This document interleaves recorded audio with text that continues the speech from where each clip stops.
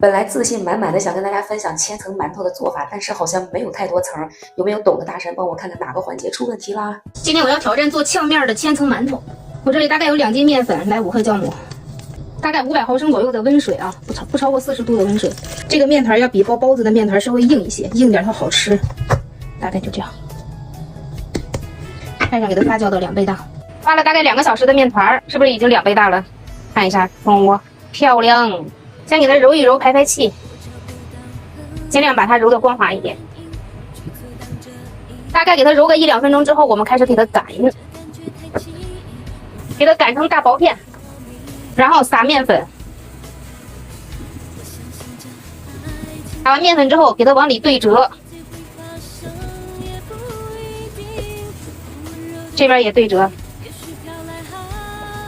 反正這個千層饅頭是麵粉一定要多。對折完之後，拿擀面杖往下先壓一壓，然後再接着擀。同樣的動作要重複大概4-5次的樣子。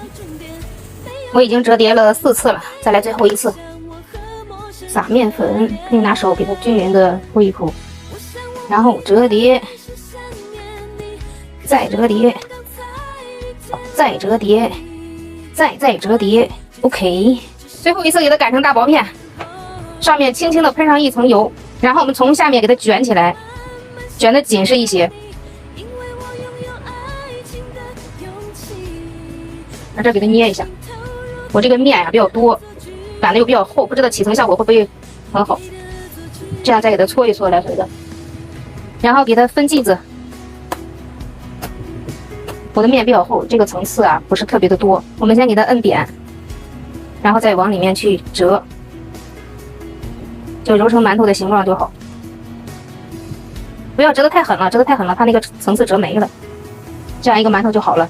估計啊不會是水光肌，因為這個饅頭你看這個麵不行。我今天換了麵粉之後，沒有一個能揉光滑的，我的天哪，這真的非常影響心情啊！等會兒看看起層效果怎麼樣啊？因為醒發了大概20分鐘左右，一摸一回彈，輕飄飄的就醒發好了，就可以上鍋蒸了。水開計時，我這麼大的饅頭怎麼着都得20分鐘，大火。